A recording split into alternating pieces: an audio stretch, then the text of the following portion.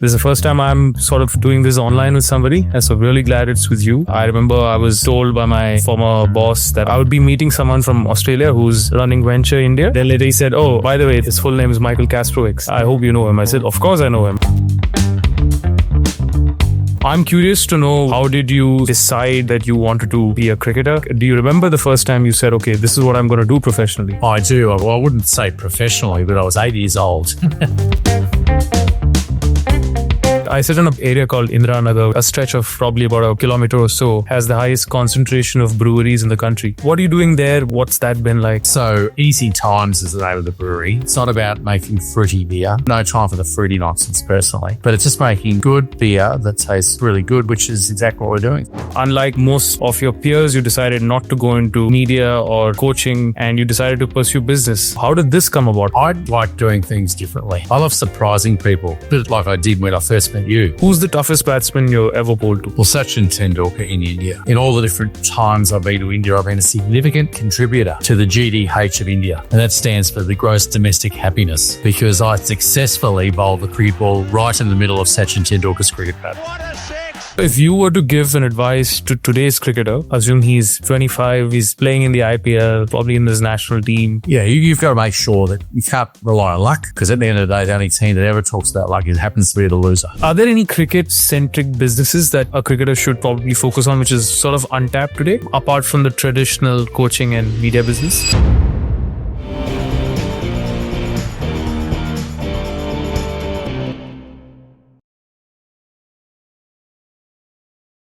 This is the first time I'm sort of doing this online with somebody, and so really glad it's with you.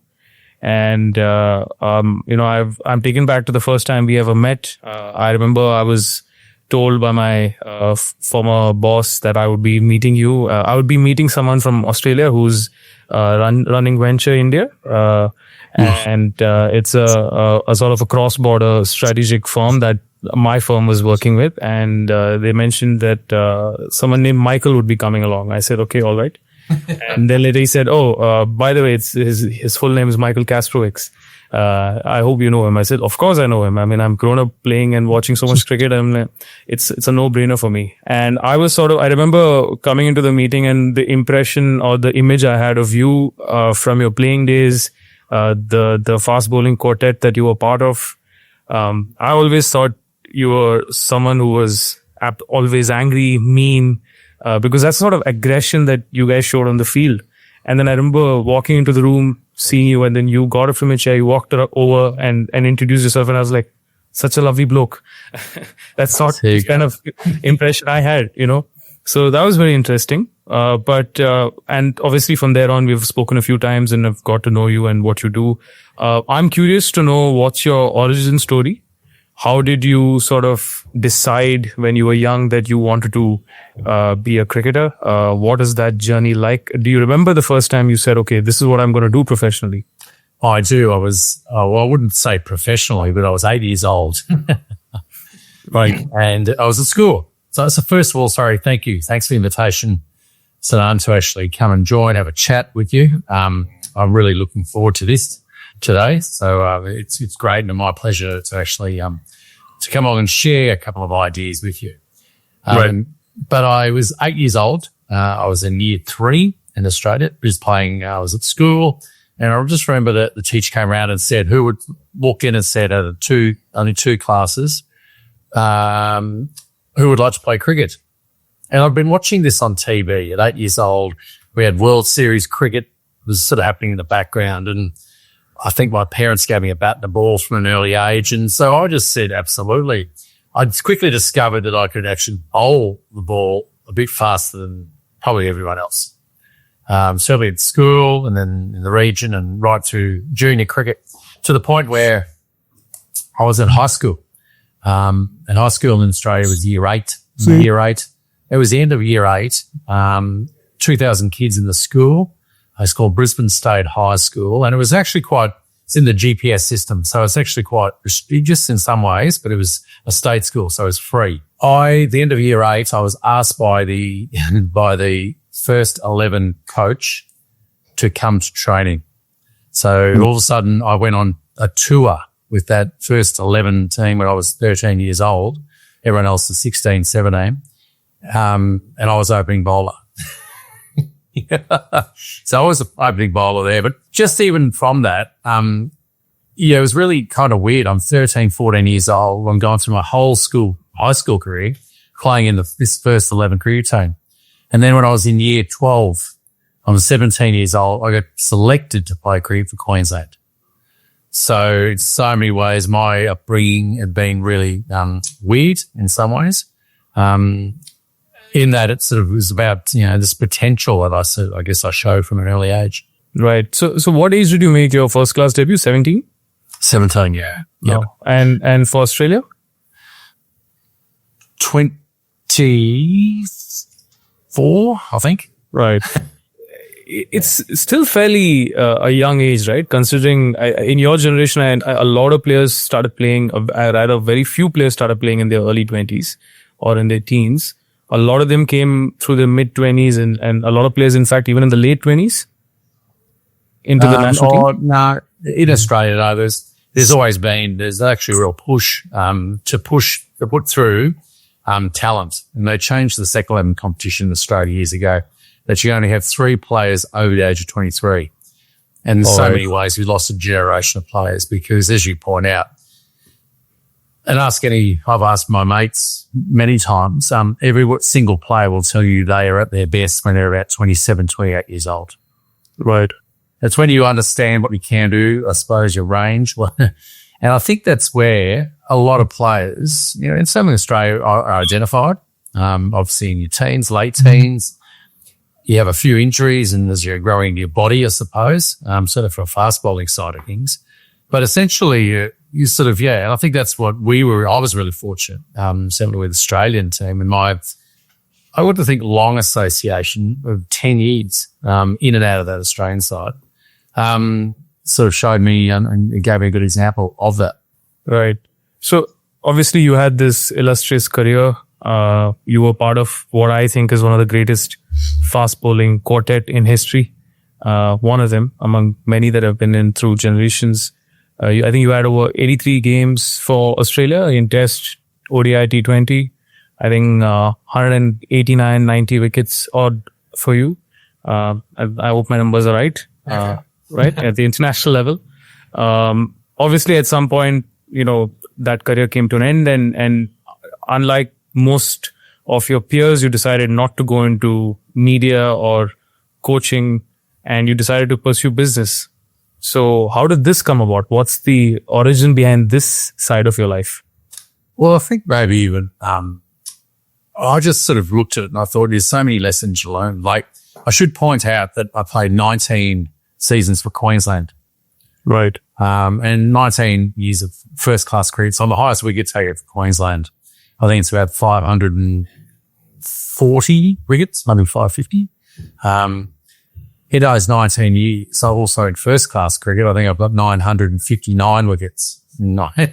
So there's some big numbers. It's a lot of deliveries. But it actually meant, I like to think that not only the first class cricket and Queensland and every other team I played with, but the Australian cricket team gave some great examples of life lessons. And I say that because over the 10 years I played, I wasn't the first picked.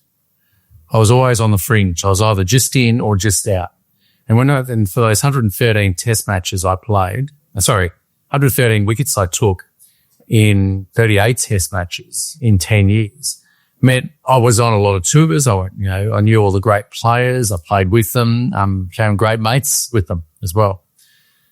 But I think the thing is that, I had this really unique perspective of the Australian cricket team, meaning that I'm just in, just out. But when I'd come back into the team, because there was 13 times in that 10-year period, across all formats that I was dropped. So I was in the side, but then obviously left out. I think it's roughly 13 times. But it gave me an interesting perspective or lens to look at the team where it's a bit like your own kids, small children especially, when you leave home and you got to go away for work and you come back and all of a sudden you notice change. And I saw that constantly through that period, really different perspective about the Australian cricket team. And the personalities and the the people. But for me, I just like doing things differently. And I guess for me, the big thing I wanted to do was change, I guess, an opinion or a perception. I love surprising people, a bit like I did when I first met you. I guess there's a perception that you had for me being a fast bowler. I'm going to be nasty and grumpy and we'll look out and yeah. So a little bit of sledging too, maybe. No. But that's what I mean. It's sort of like I looked at that. I thought, knowing as a sports person, we're constantly being judged. People have opinion of what we do.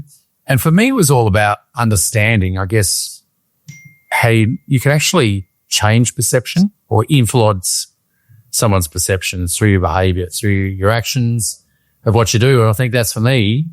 As soon as I finished playing cricket, I went and did an MBA, Master of Business at the University of Queensland here in Brisbane, Queensland, Australia, just for something different because I want to combine the lessons I learned on the field and the great leaders that I played with and the people that, legends I played with and I could consider mates, and take those lessons. And I just figured I love to sort of take that into the business world.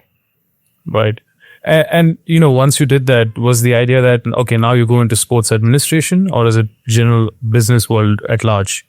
If sports administration seems to attract you, I say that.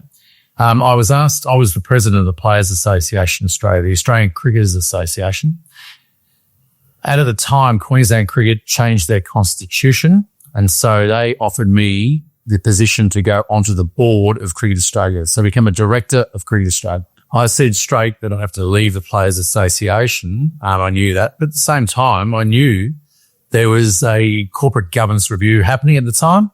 And there was going to be a recommendation for a smaller, skill-based, independent board. Because at that stage in Australian cricket, each of the board members of Australian cricket were all from the States. Chairman, right. Vice chairman. And so that in itself was an incredible experience. You go in there essentially to vote myself off the board along with everyone else. I managed to stay for 8.5 years, mind you. We got rid of the board after the first 12 months. But to go onto the board of Cricket Australia and represent every stakeholder in the game of cricket, for me was a wonderful experience. And considering I was the first fast bowler in the history of Australian cricket, I've checked this out through a few of the older guys that sort of know their stuff, and they can't remember any fast bowler ever sitting on the board of Cricket Australia. A bit like the BCCI. I'm not sure how many fast bowlers have been there either. Yeah, well, Roger Binney's there now, so I guess there you go. He's one. Yeah, yes, he's a beauty. A nice band too. Right.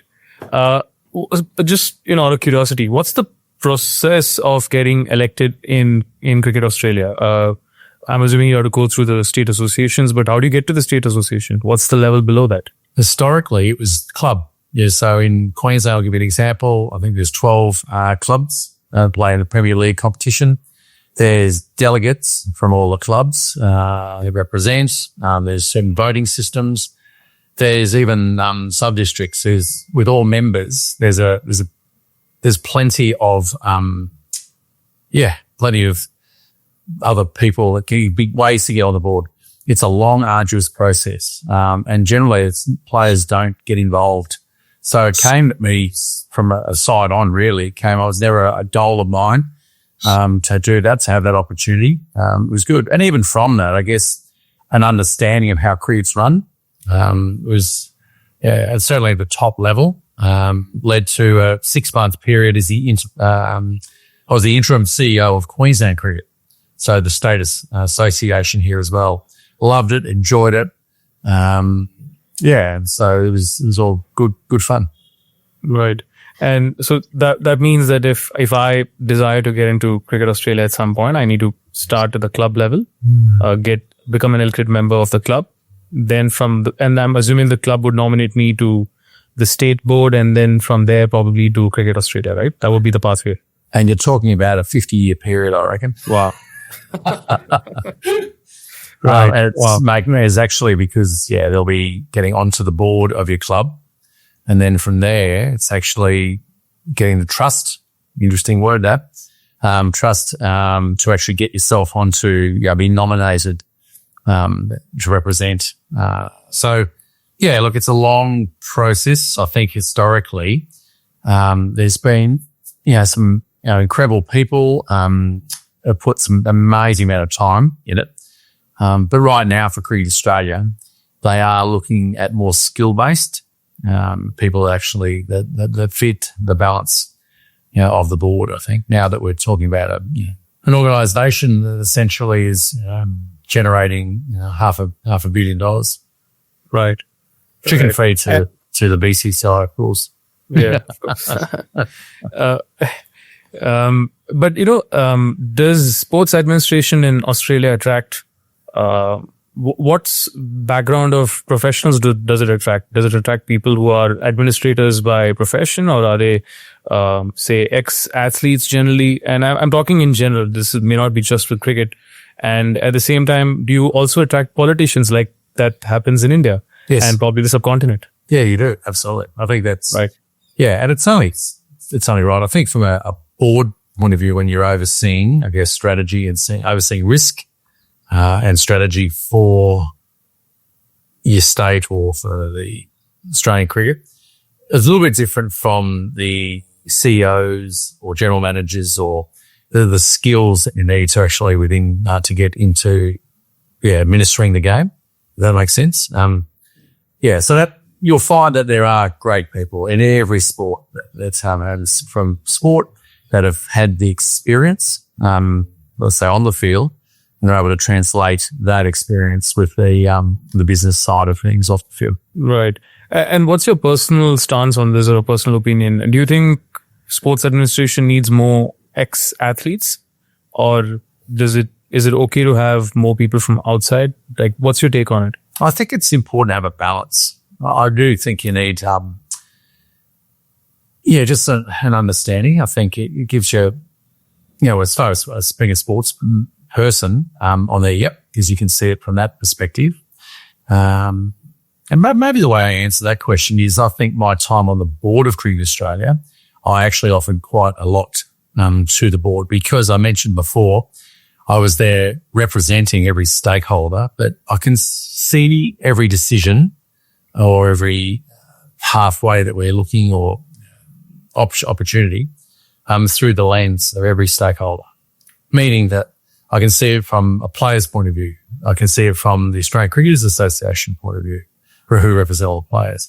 I can see it from the State Association, having been a CEO of Queensland Cricket. I can also see it from the media. I have actually done some media, done a couple of IPLs back in the day. You see it from a volunteer's perspective as well, from, working out in sport, and maybe even from a parent's point of view. So I can actually like to think you want a grounding across, what all the stakeholders look like, and throw that in the mix, of course, with your accountants, lawyers, and commercial expertise. Right. And the sport and the administration of it has changed so much since when you started to now, right? In the sense that now there's so much data involved in all aspects of the game. Is there a balance to that as well? Where you, because in some parts of the world, like, to be honest, I look at the IPL at times and I feel it's more entertainment, less sport. But through that, over the last 5 years, but if you look at it, there's been incredible evolution. We were just talking about how last night I was watching the RCB game, and they chased 230 before the end of the 19th over. Wow. And at one point, Virat got out, and we were wondering if we could do it. But then the next set of players came in, and even they were able to sort of get going from ball one.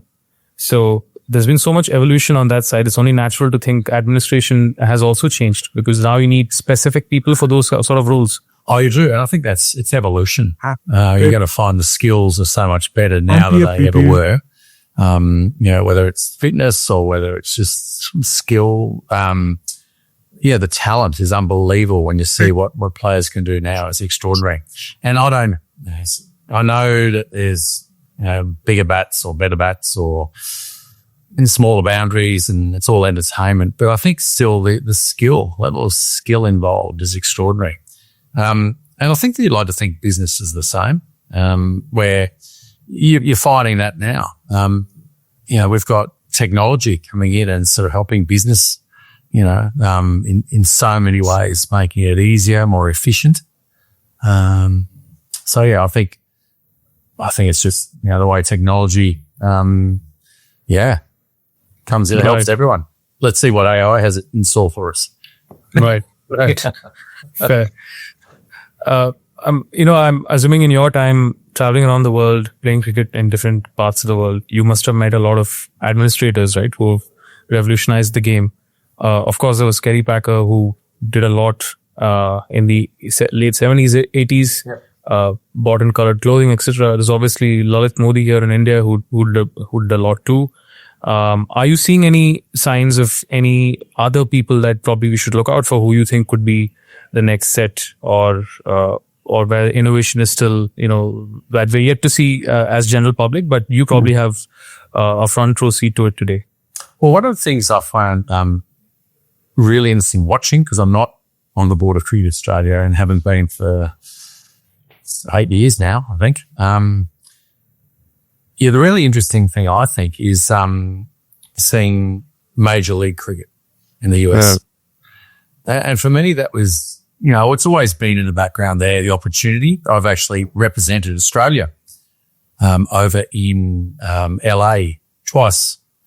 There was a cricket series. It was only me as the Australian captain, but it was called the Hollywood Ashes with a couple of actors, Australian actors, along with British. I think Graham Hick was the captain the first year of the British one, the English side, a couple of English actors as well. So it was pretty hot too in Western California where we played. But I think that's where it was really interesting seeing cricket there. The history there is extraordinary. I've actually been part twice. I was a special guest at the Philadelphia Cricket Festival. Now, the very first test match ever played in cricket was in Philadelphia between an American team and a Canadian team in Canada. So there's so much history there too, certainly before even baseball. That's where it was. But so I'm really excited to watch and see what's happening there. Watching it, when I say closely, there's a few people I know over there and involved with it. But to see the investors, so when you have Satya Nadella from Microsoft, when you have, I think, and his mates that have all come in, I think there's Seattle team, aren't they, the Orcas? But then they've just recently bought, I think, London Spirit.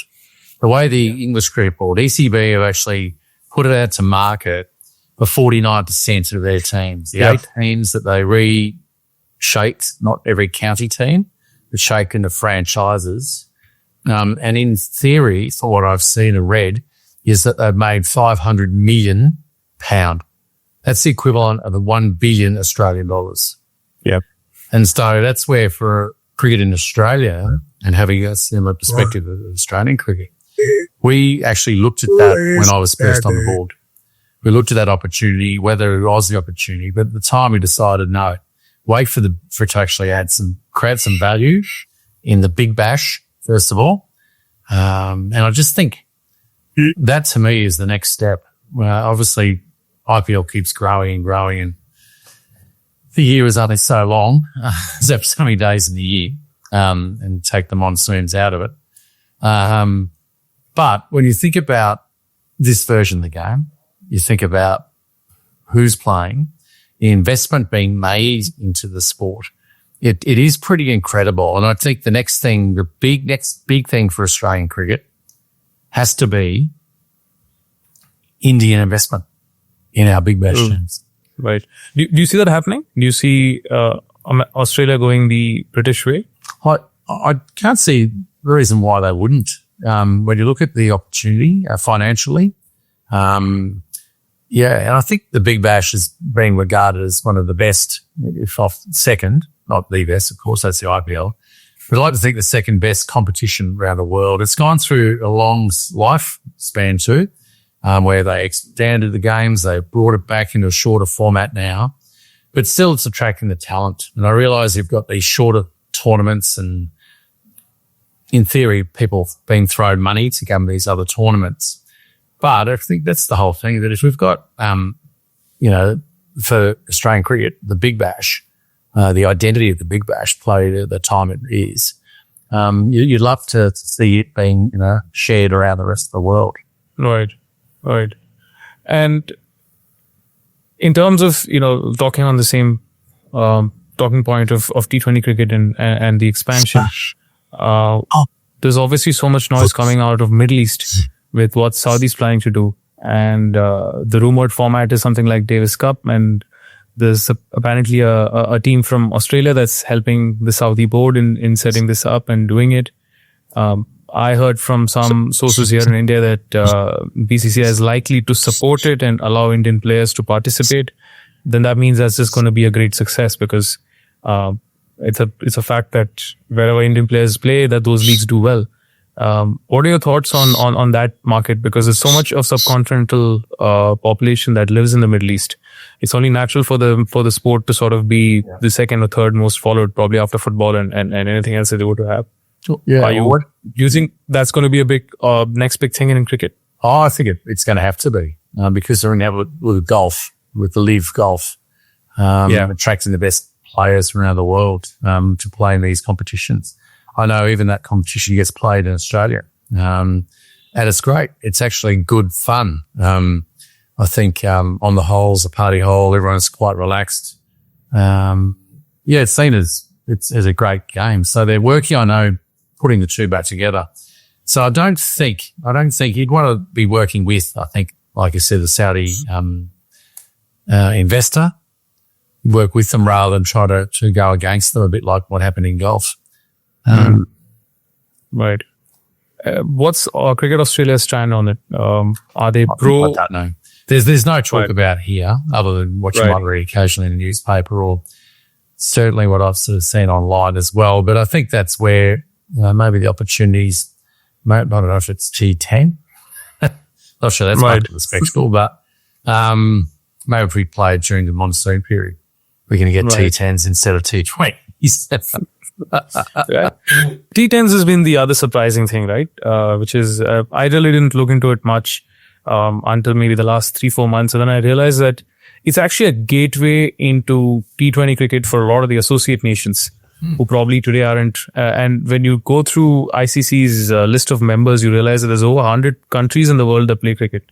And if you look at it, we sort of know only of the test playing nations, and then maybe another 10 that, are in the eyeing for one of the World Cups or so. And if you look at it, T10 is, it's very clear that that's a shorter, easier format for people to bite into, at least from a technical standpoint.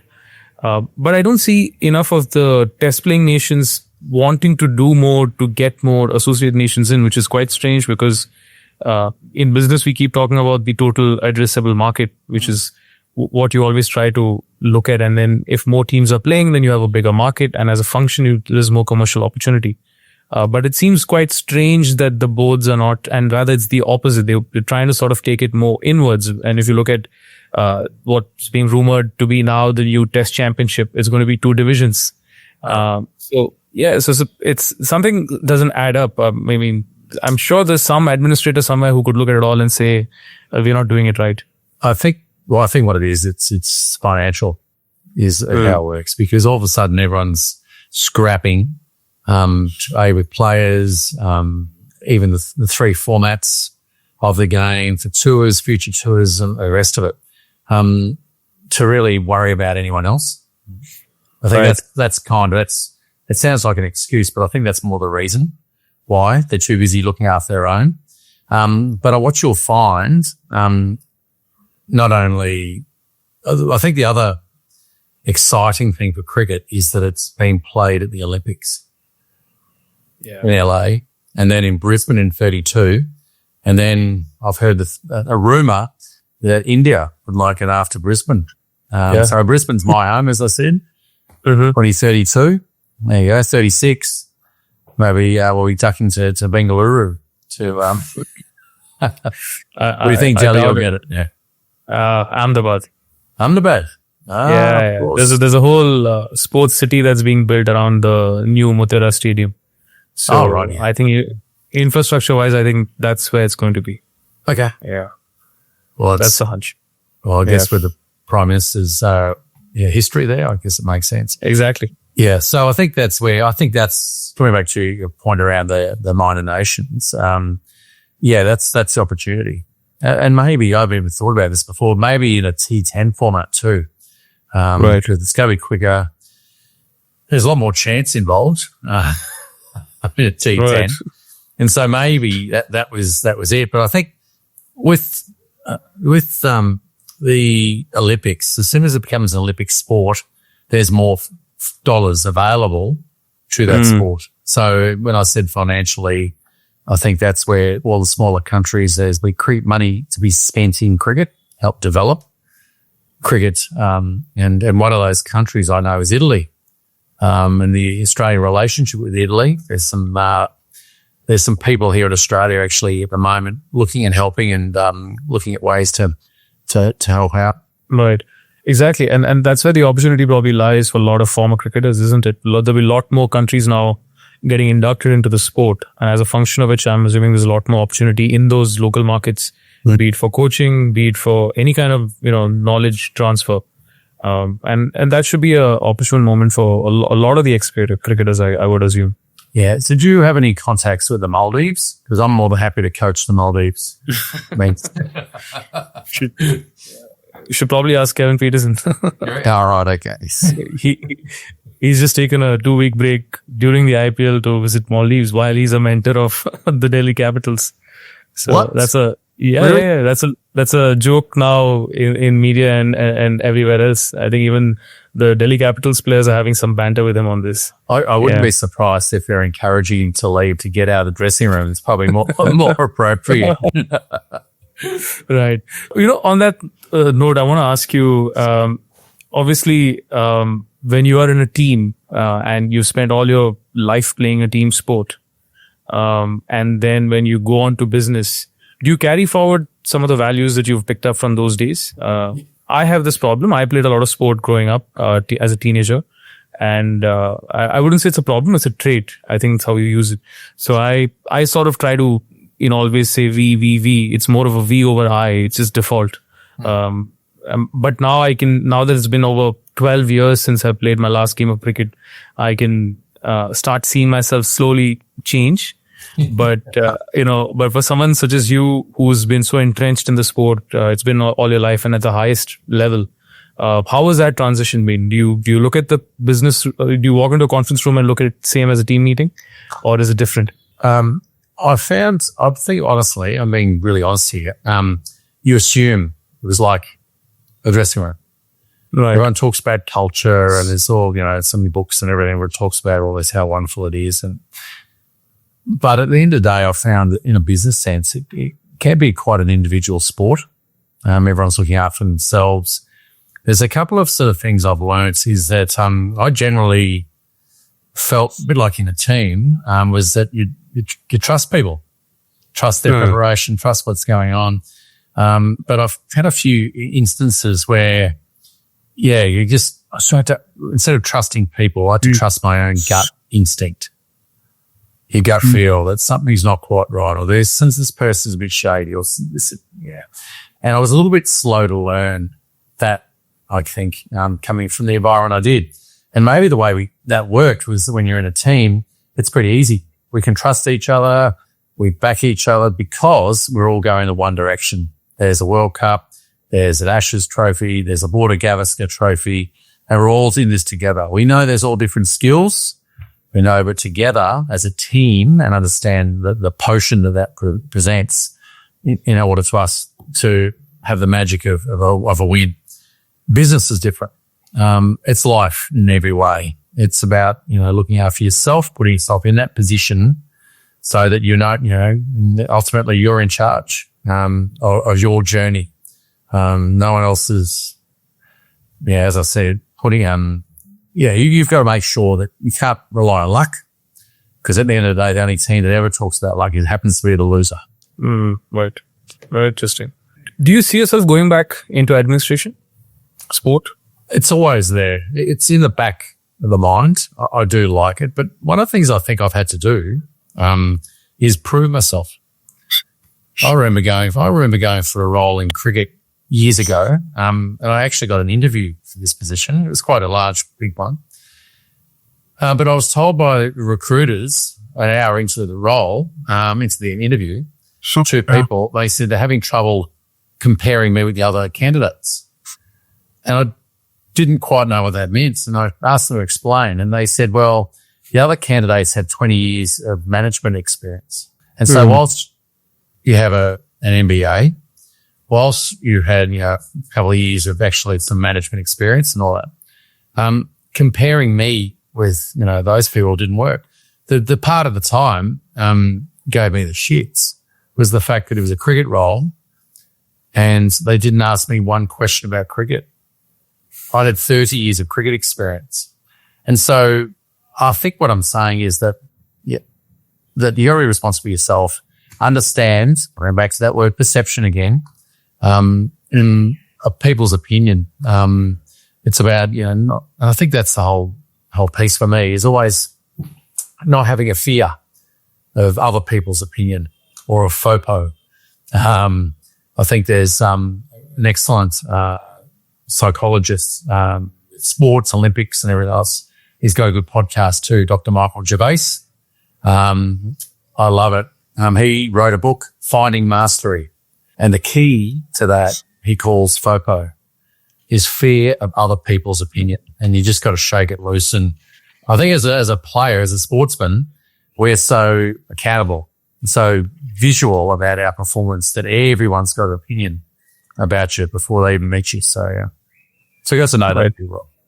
I'm going to remember that term for sure. I've never heard that before. It's good. Honestly. It is really good. Yeah. Yeah. Well, it is. I just found it interesting, Saanand, that's something that for me, like I said at the start about perception, understanding how that worked, that people's opinion and, even by going into an MBA, I find it a business sense when we chatted to people. First question I get is, are you coaching or commentating?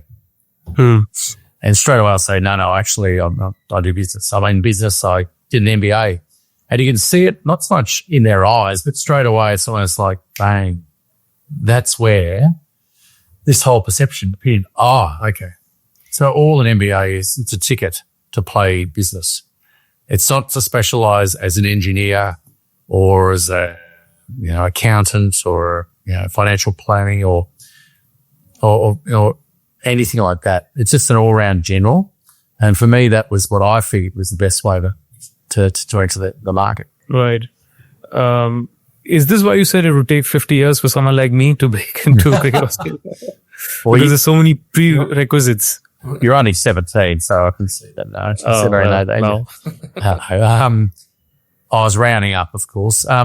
Look, this is the process. We live in a world with process involved in every sense.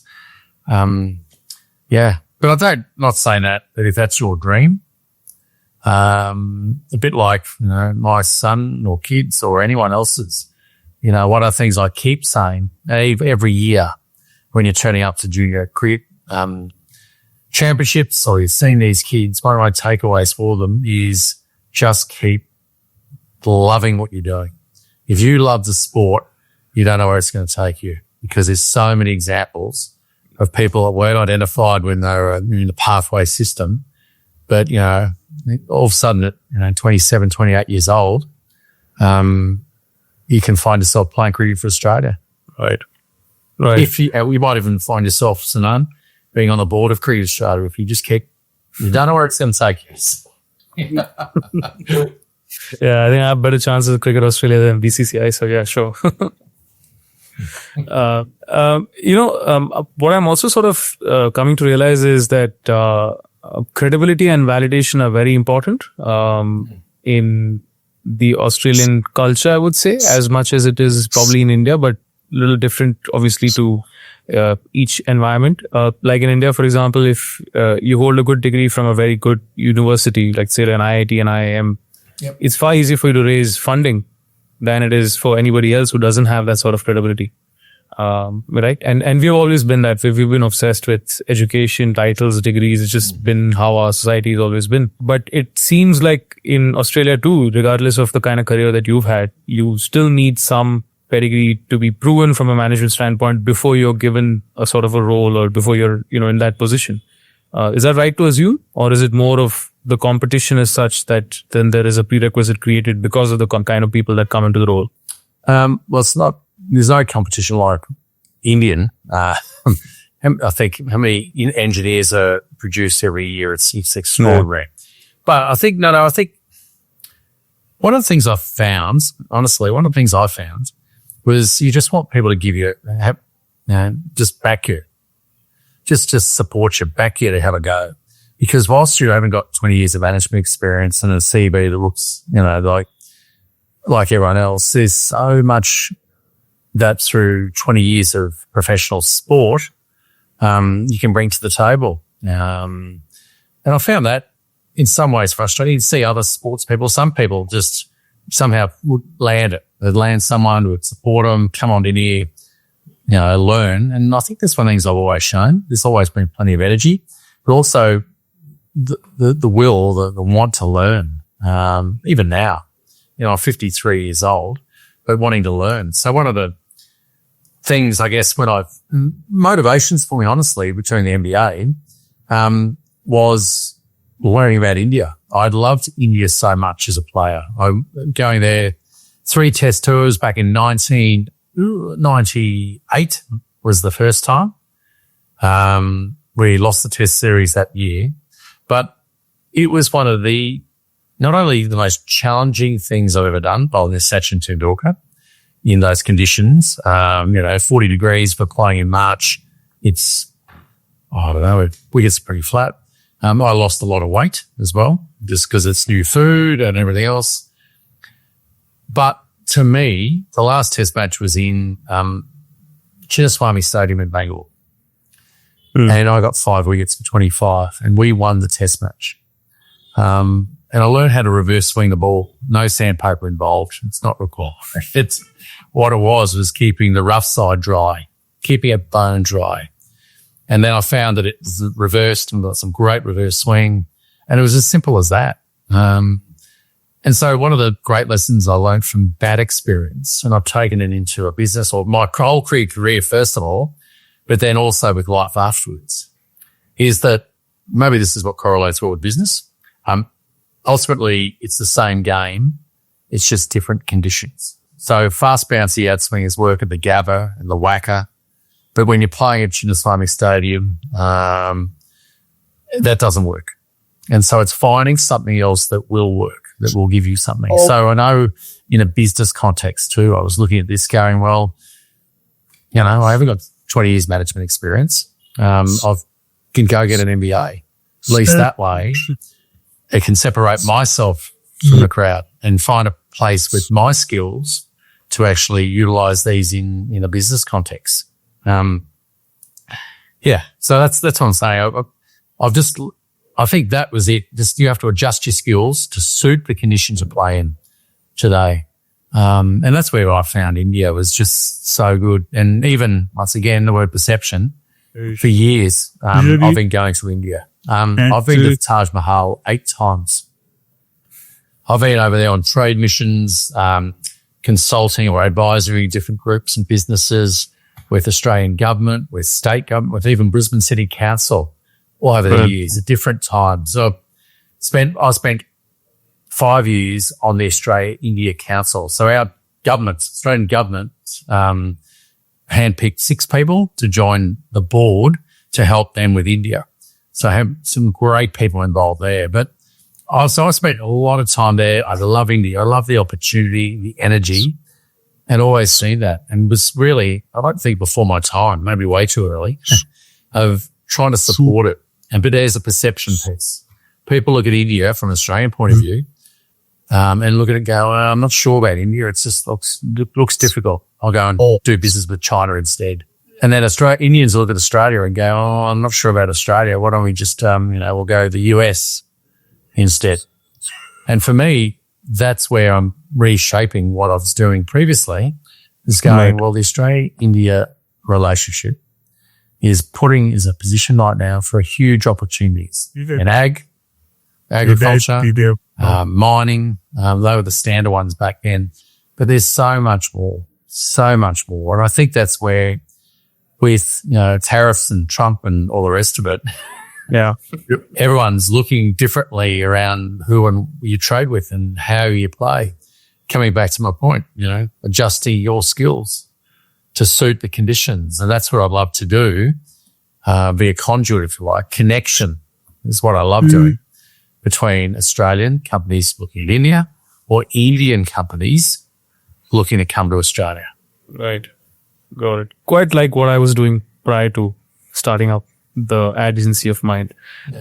You said something very interesting. You said Australians look at India and think it's difficult, or they'd rather go into business with China. But is that the general perception that because I do understand we're very multi-diverse, so India is in a way like Europe. There's so many small states, each have their own culture, their own language, and then we're all unified at the same time. So it does get a little tricky if you're, going one day from the south of India to the north. Things can change.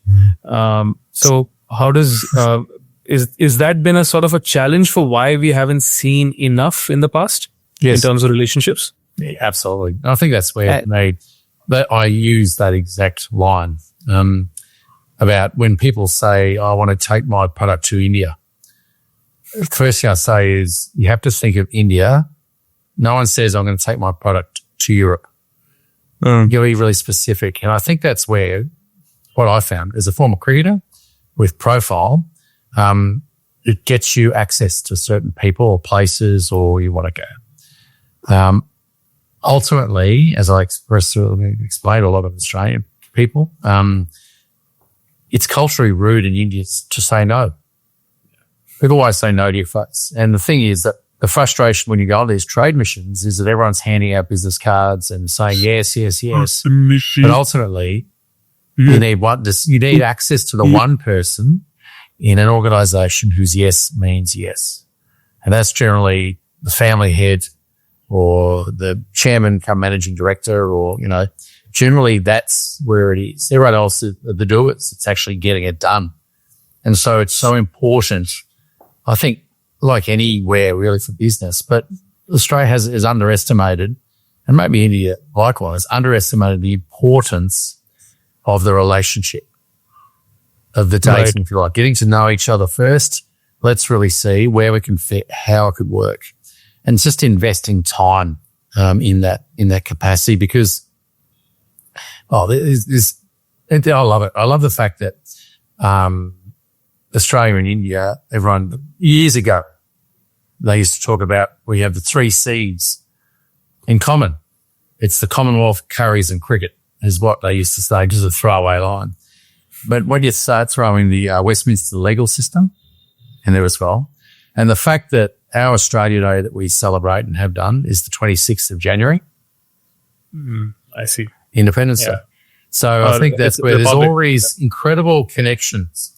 And I've always said too, the one way in a business context is when an Australian group might turn up to India, a trade show, and get these wonderful meetings with these wonderful organisations and people and discussions and go home. I've actually pointed out to them that same group is actually next week meeting a British group. Well, the week after that, the Canadian group's coming. And so you have to stand out from the crowd. You have to stand out from everyone coming there at the moment in forming those relationships.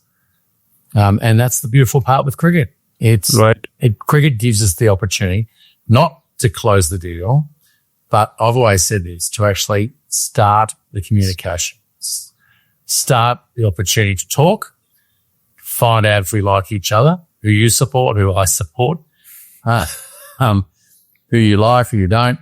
But more so, gets to the next stage of, understanding a bit about, your kids or your family or something else, just so that it brings us in. It's a beautiful mechanism, underutilized in so many ways for starting the conversation. Right. What are some of the categories, sectors, industries that Australia does really well in? Because most of us, to be honest, and like you said, we are looking to the West, and that's more Europe and America, and we don't typically look to the East from where we are. It's just been a cultural sort of system, I guess. But what are some of the sectors or categories that do really well in, or the industries that are big in Australia? Oh, look, Australia's got a huge mining background. Cattle, if you like, or agriculture is huge also. But then under the surface, it's actually there's so many and elements of that. I'll give you an example. I get asked, I'm going to say regularly, by people for opinions or about businesses, or, there's some IT, there's all sorts of things. There's even goat formula. So infant formula, but in a goat form. So you got low lactose. You've got all these and I think that's where from Australian foods, whether it be food, wine, there's other industries, but I think Australia actually would be the ideal environment, for Indians that are, I guess, in the testing sense. Just coming to Australia, I know New Zealand gets used a bit. But I remember I've had the pleasure of meeting and knowing Corinne Mazumdar-Shaw from Biocon. And she actually was educated in Australia. She studied in Australia, would you believe? So I know that education is another one also. But there are so many, every industry really, here. But I think that's where, if anyone has any ideas or has any, would like to explore it further, we'd love to help. Right. What do you think is the reverse then? What do you think, where do you think opportunity lies for Australian businesses in India? During your time or otherwise, have you said that one or two industries or categories is where it lies, or where you think there's promise? I'll give you one example now. And I know tourism is a huge, industry in Australia. Obviously, people coming, it's wonderful. The landscape's so different. You've got rainforests, we've got snowfields, we have deserts, we have big rocks in the middle. You have beaches, of course, and reefs. So there's everything you could sort of want with mountains and all sorts of things. Great in Australia. I know from an Asian point of view, Japanese certainly, and Chinese, and I know right now there's a huge influx of Indians coming out to Australia. There's direct flights coming to Australia as well. But interestingly, speaking with a good friend of mine, Vicky Mysore, who with the Calcutta Night Riders is also the CEO of Red Chillies Entertainment, the biggest Bollywood studio in India. I'm with the role I'm just doing now. I remember years ago speaking to him, he said, why does Australia, I'm pretty sure he said, why do Australia, when they're advertising to India for tourism, why are they showing Bondi Beach? Why are they showing the Barrier Reef? Because Indians don't like to swim. And I was on the board of that Australia India Council at the time, and I was watching it closely, and straight away it was made too much sense. It's film. And he was saying at the time that, all of a sudden you go to Scandinavia for a film, and sure, there's tax breaks, incentives to go there, but then the tourism that flows, that goes over, that sees it, embraces it. It's huge. So actually, one of the organisations, I'm doing some advisory work in the moment. This guy, he actually owns a few different companies, and one of the companies he owns is actually a film production and distribution company. And so I told him, I said, we've got to try and catch up with Venki then, haven't we? We'd love to see it. And it's got to be worthwhile traveling over to India and for a visit and having a look at the wonderful country that it is. Right. Have you had a thriving film industry in Australia? I've heard of Crocodile Dundee, for instance. Dundee, sorry, my bad. that just shows you how much insight I have on the market. But otherwise, very less. If I think of Australia, I think of cricket. That's just, I think, most Indians of my generation. I know. But has there been history of film and television and so forth? I know Shane Warne, I think, was on some show, wasn't he? And that became a big popular news in India at one point. There's a couple of TV shows, I think, reality TV shows, and the guys. No, I wouldn't put that up on any pedestal, any of that. Right. But even Hollywood movies being made in Australia. They're actually at the Gold Coast, which is 1 hour down the road from Brisbane where I live. It's huge. The movie Thor, I think it was, closed down streets in Brisbane. They were making that. We're getting a lot of Hollywood movies coming here. So I think that's where, from a Bollywood point of view, come out and sort of see it. And I think there's an opportunity there to showcase the landscapes, everything about it, in a tourism sense. So it needs support from the Australian tourism. Right. But, okay. No, not that I've got any movies. If you wouldn't know any of the Australian movies, that's fine. Right. So what do you think makes a strong bridge between the two countries, from a business context at least? As someone who has visibility on both markets, where do you think the opportunities lie, and how can they sort of be brought to the table? Trust. And I think that's it. It's sort of, there's this element of sort of trust. We're not sure. I know for organizations, they're not sure. Dealing with India perhaps, or they've heard stories, like I said, perception, hearing stories of the past, all that. And I think that's where the important piece here is actually in the connection. Having that person or that sort of that link to that business, and building that trust to the point. And it might just be as simple as over a period of time that gets like any relationship where someone will share with you what they really need after they trust you. Yeah. And then and only then have you got the opportunity, or the right, if you like, and the opportunity to share as a solution. I think this would be good. You should try that. And I think that's it. I said creates, starts the conversation. Right. Don't rely on it doing deals necessarily, but it's certainly the people. It's the people that actually can get in front. And I think that's, for me, it wasn't about just walking through the door or waving a flag as an ambassador and walking through the door and then leaving. Each of the organizations and institutions I've been involved with, you're part of that relationship. It's crucial that you're not just walking through the door, which is what a lot of the government agencies, that's all they can do. It's you're walking people through the door and walking with them through the door. Right. And how easy is it from a regulation standpoint to set up a business in Australia? Like India has its challenges. It's not the easiest, but it has got considerably easier in the last 10, 12 years for sure. Yep. It can get better. Like for instance, I was in UAE recently, and it just costs nothing to set up a company. There's multiple formats, of course, and it's super easy. You can get it done over an hour's work of your by yourself without any a legal or accounting professional assisting you through it.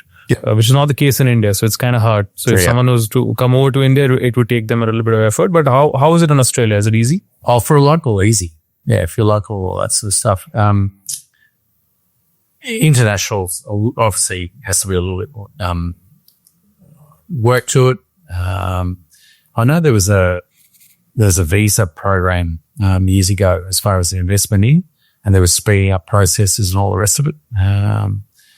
I'm no expert in that field, in immigration and all that, but in the finance sense. But I dare say that once if you wanted to come, and I know there's been a lot, the Indian diaspora, if you like, in Australia is massive.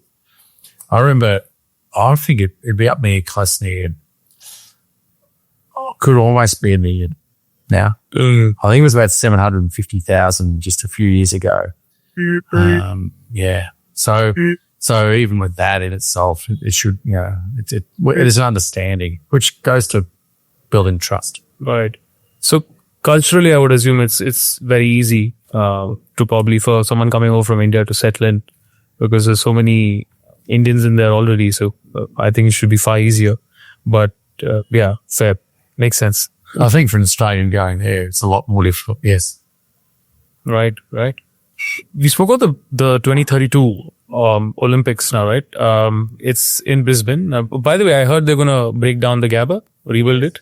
So is that before the Olympics or after? Before, right? That's after the Olympics. So the final and the cricket will be played. The cricket will be played at the Gabba, and then after the Olympics, I'll knock it down. Yeah. Oh, yeah. That's a great. Does it need to be knocked down? Because I think it still sort of is up to standards, isn't it? Well, what they do is they're building a new stadium, which will be state of the art in both cricket and AFL. After the Olympics, and it'll be a couple of years because they'll obviously have a running track and all that. Yeah. It'll be removed and pitch will be put in there, drop in wickets, and the grass will be laid and everything like that. So that would take a while for it to actually, it won't just be after the last event they're going to knock the Gabba down, because they're still going to need that for the next at least 12 months whilst they're able to create the cricket facility.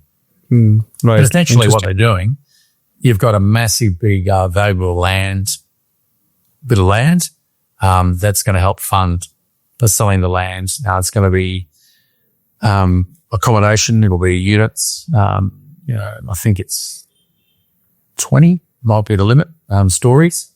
It's there. There's a hospital nearby. There's Cross River Rail. So it's a brand new train system that's being built currently. It'll be finished by then. And there's going to be an entertainment precinct for concerts across the road from the Gabba. So they're actually putting in another destination at the Gabba, not on the Gabba side, but across the road from it, where they're building a train station where you'll be able to get on a train, I think, one every 7 minutes from the city, and you can move mass people in and out, see great concerts, see entertainment in this new precinct. Right. So it's sort of a rejuvenation project, if I can call it that.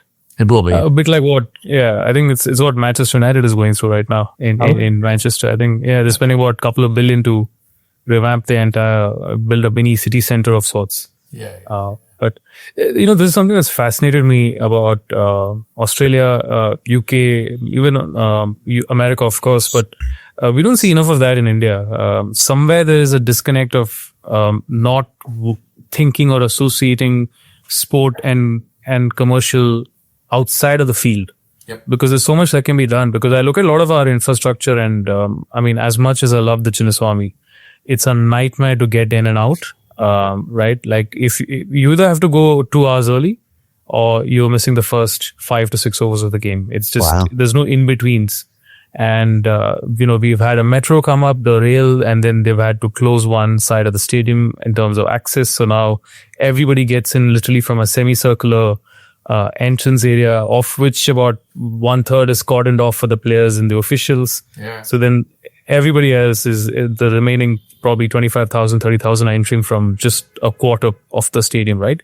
It's a mess. And I've traveled around the world, watched a lot of football games in England, watched hopefully cricket in Australia someday. And I've seen it's so spectator friendly in terms of ease of access, exit. And you also think of the commercial side of it really well in terms of what are the other things that can be built around the vicinity. Whereas for us, unfortunately, most of our infra is in these government locked lands, which were probably built during the British times, and around it is just government enterprises. So you don't have any kind of commercial sort of activities around it. Yeah. It's quite fascinating because these are some of the things that I feel we can borrow from more developed countries, specifically, America, UK and Australia. Yeah, I think there's absolutely, and every time I've been to India and been back to India and seen, you do notice change. Metro's been a good example. The ability for people to move. When there's population increases, as it does, the roads aren't getting wider. Yeah. So you need to shift people. So I think that's been really good. Whether that still works, and whether it'll work in 10 years' time is the other side of things. But yeah. Just coming back to the topic of the Olympics, do you see any other sport in which India has an opportunity? Kabaddi. Right. Kabaddi. If that was introduced, that'd be awesome, I reckon. I love watching that. Is that played in Australia? No. I know it was played, somewhere in the UK for some period of time. They tried something. Did they? Yeah, I don't understand. Yeah, they did. I don't think it just took off, but it's a very old Indian sport. A lot of us played it growing up, but it's not glamorous like cricket, so it's kind of hard. You got to be on the floor. And when we played it back in the day, we played it on mud, on dirt. So you get dragged on the floor. You hurt yourself, sand in your mouth. You don't want all that. No, you don't. Not really. I know, but I think with the league, the professional league you've got there, this makes it kind of interesting. No, look, right.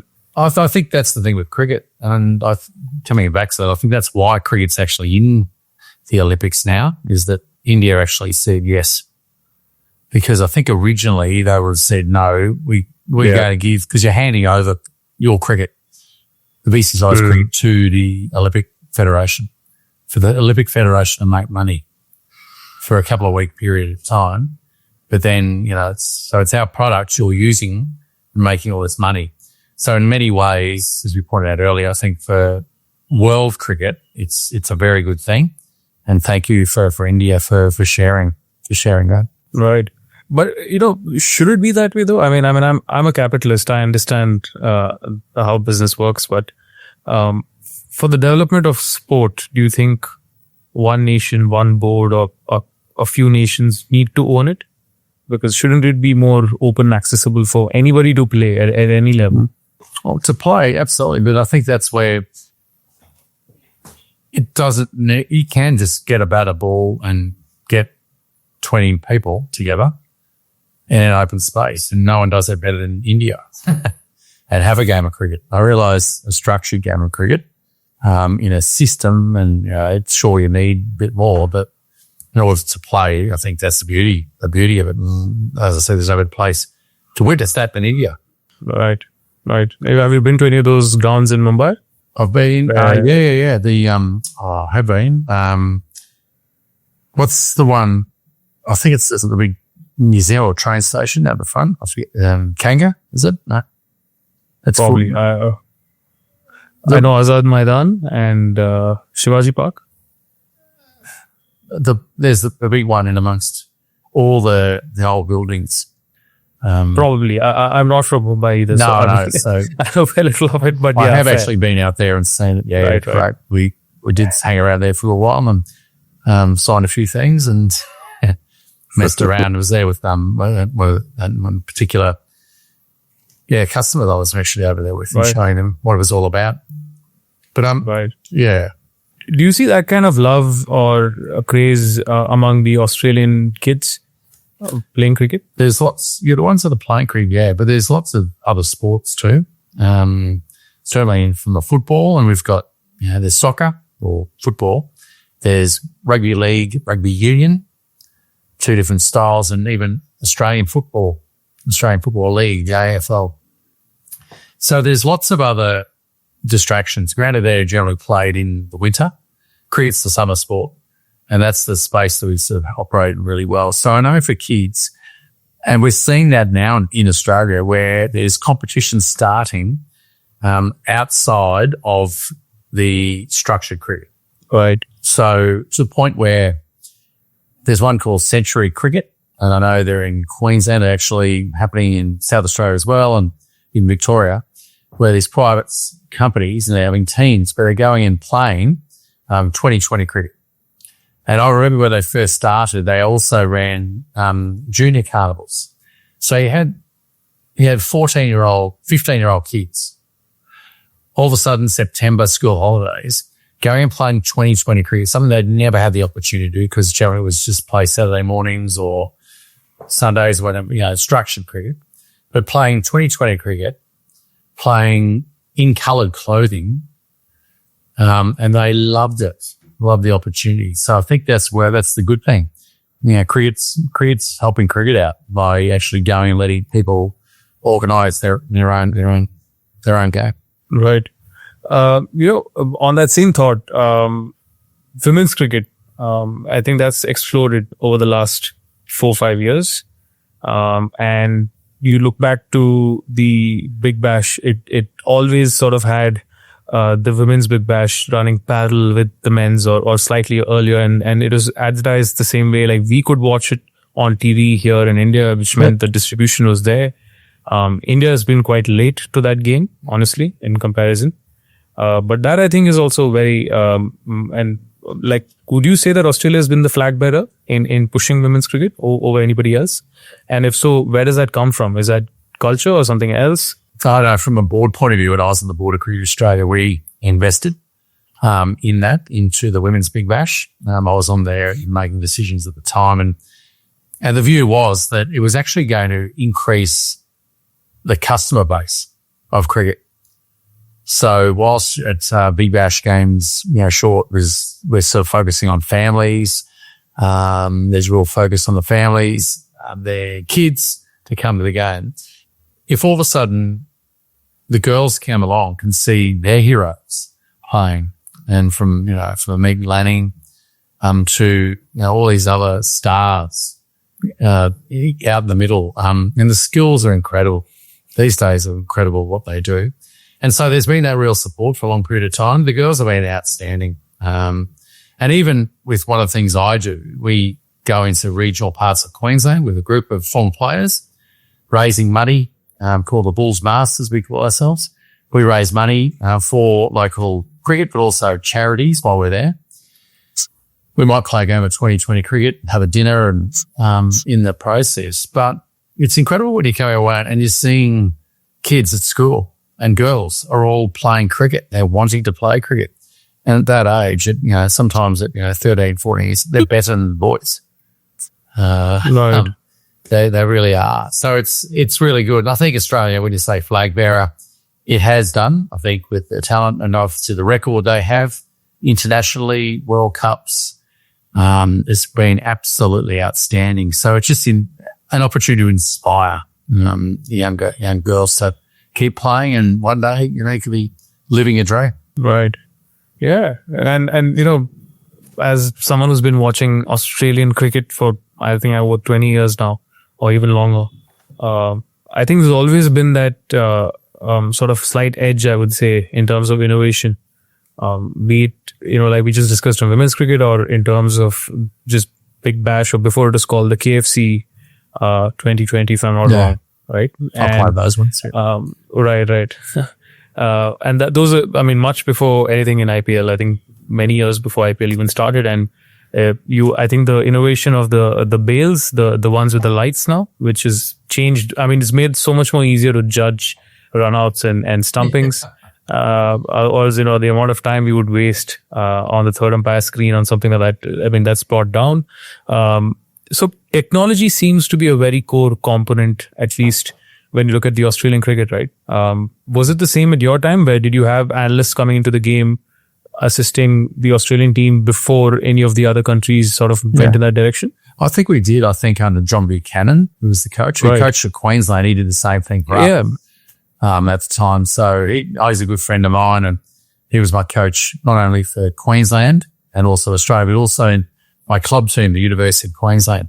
He was the first coach, I think, in Brisbane club cricket who came along and had a clipboard. He'd actually take notes even then.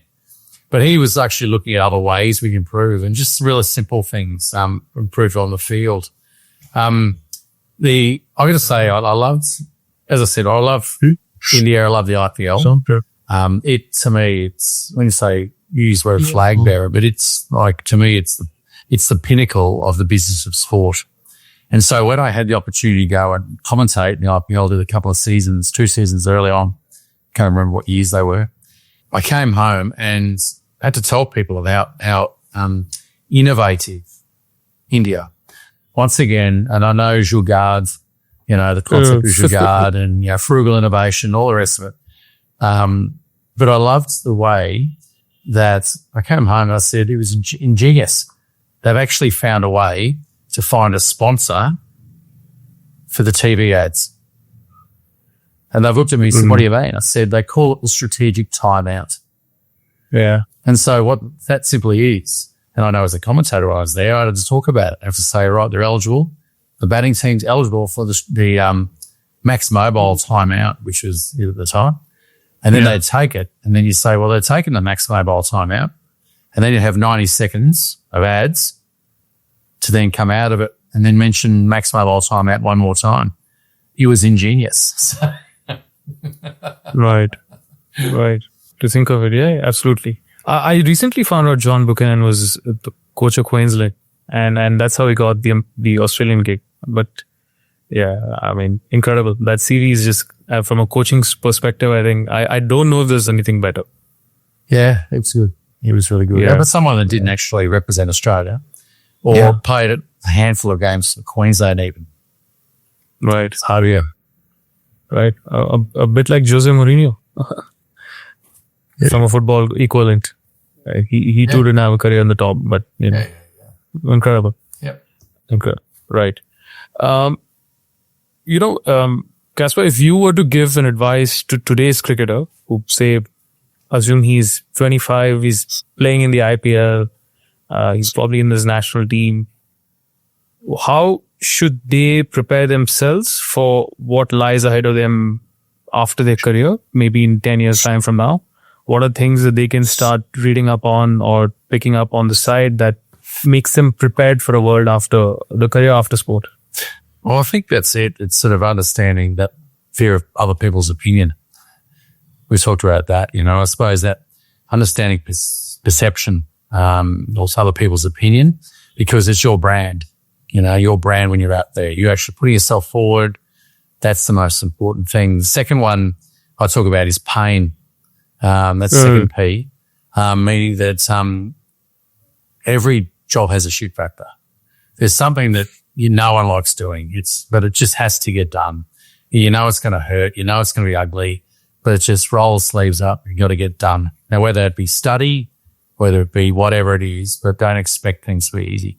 Number 3 is pressure. And I say that you got to understand how you can perform when you're under the pump. When you're under pressure, like how you perform. And so when you are in those situations, making sure you understand that, you know, what you can control, what you can't is most important. Number 4 is possession or the ownership of your journey. To me, that's so important because it's so easy as a sportsman, you know, everything gets done for you. You know, you've got a physio, a bit of a twinge here, that's not right. There's someone to help you out. You might have a manager. Oh, he'll go and sort something out for you. You need a car, you need something. People are always going to do it for you. But I think that's certainly when you end, you own your journey. You now have to go off your back to the doctor when you're not feeling well or if something's not quite right.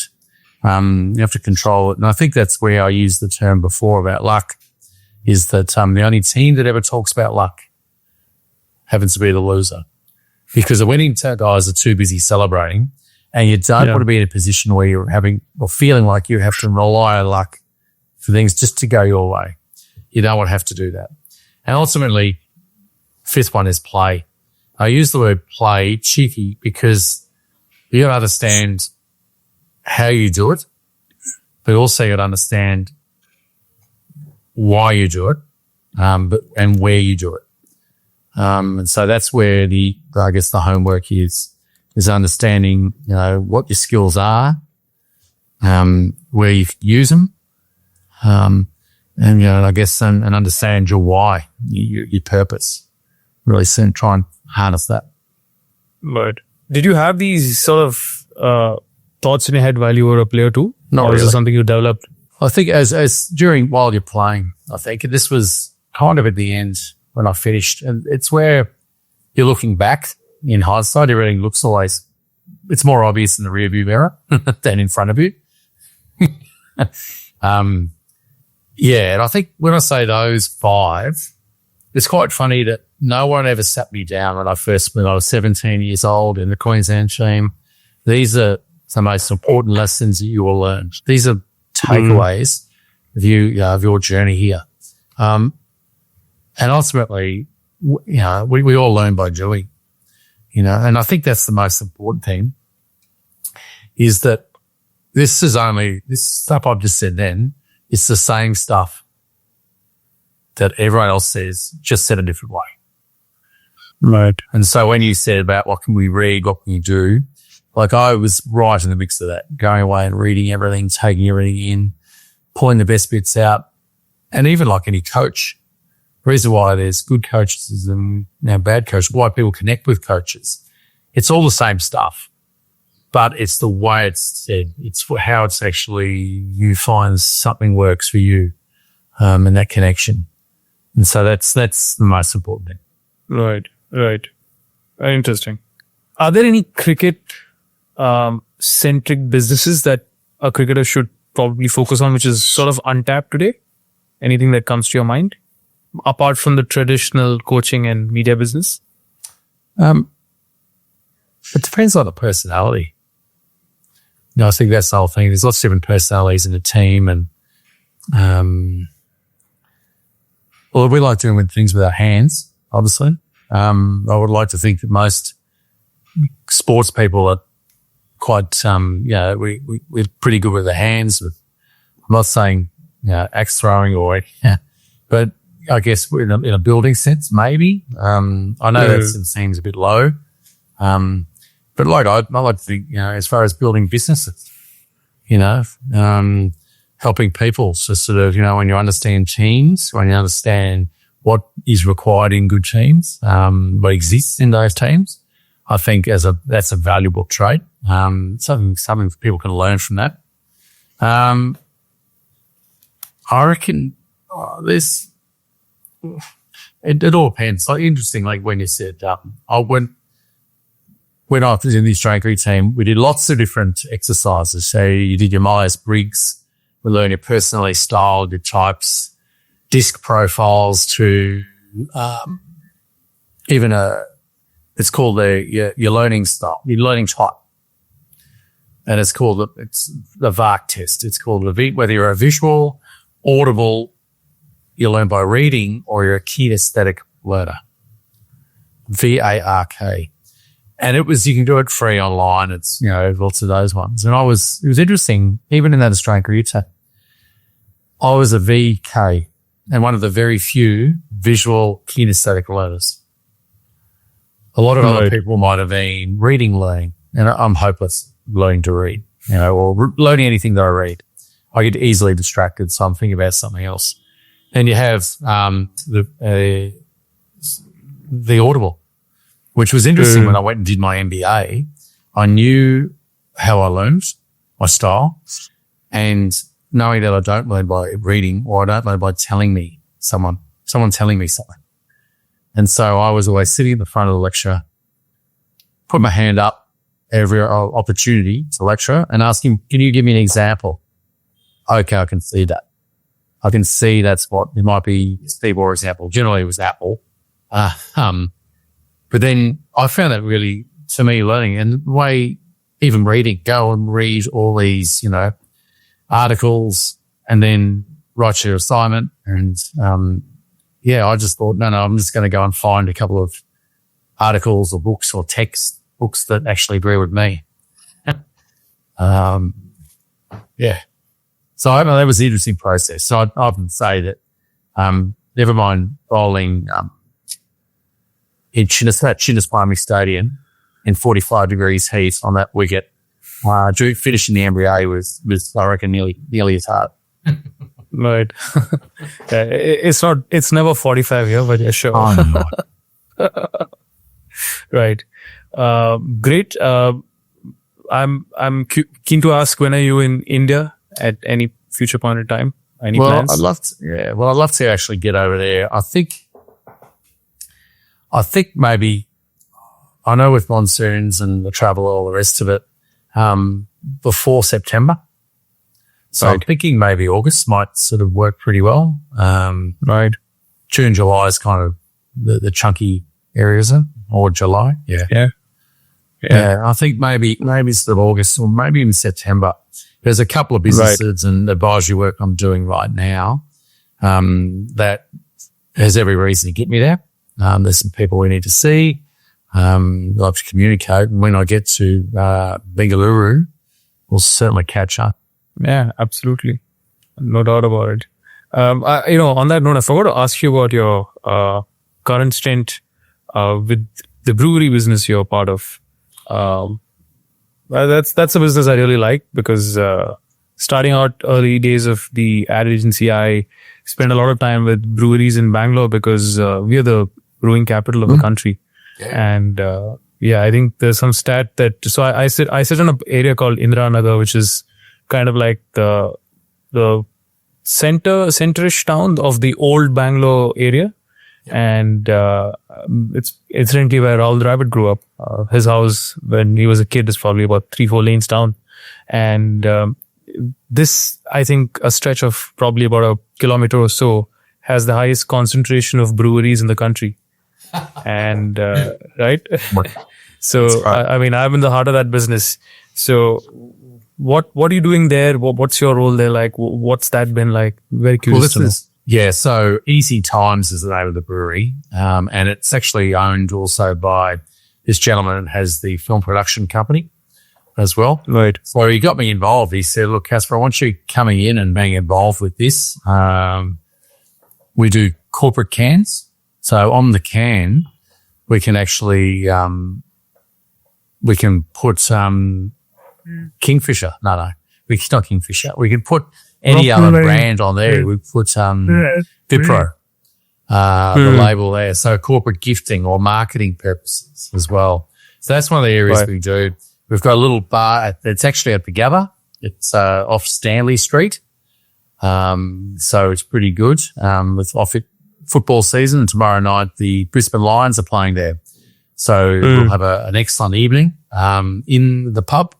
Lots of people, but I think it's really exciting because it's beer, ginger beer, but also a vodka squash it's actually really nice as well. So it's look, a couple of things like that. It's hard to take on. It's not about making fruity beer. I've got no time for the fruity nonsense personally, but it's just making just good beer that tastes, it's really good, which is exactly what we're doing. So, look, it's something I'm really enjoying. In amongst the other business that they do, and just sort of helping with the advisory work. Easy Times. Right. We'd love to get it over there. And we actually, I'll tell you what we did. We sponsored the Australian Squash Championships recently. They were in Brisbane. And I said, well, look, there's a professional squash competition in India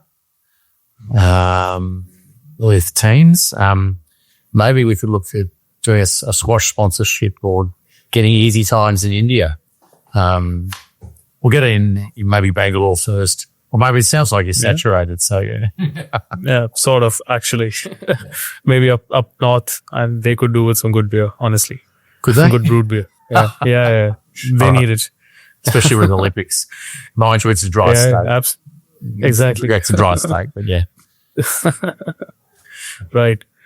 Great. Kaspa, this has been a great to do this with you. I look forward to you coming down to India and hopefully we do this in person. And I have so many questions and stories I want to dig your brain about the cricket side of things. Yep. I'm just going to ask you one small question before I go. This is my personal thing, which is, who's the toughest batsman you've ever bowled to? Well, Sachin Tendulkar in India. And it's not just because of the audience.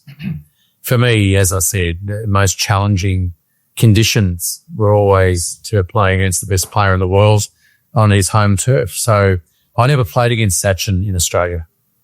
So me, that was the toughest thing. He was just exceptional, and I think I really got him during his pump. I like to joke in some ways that in all the different times I've been to India, I've been a significant contributor to the GDH of India.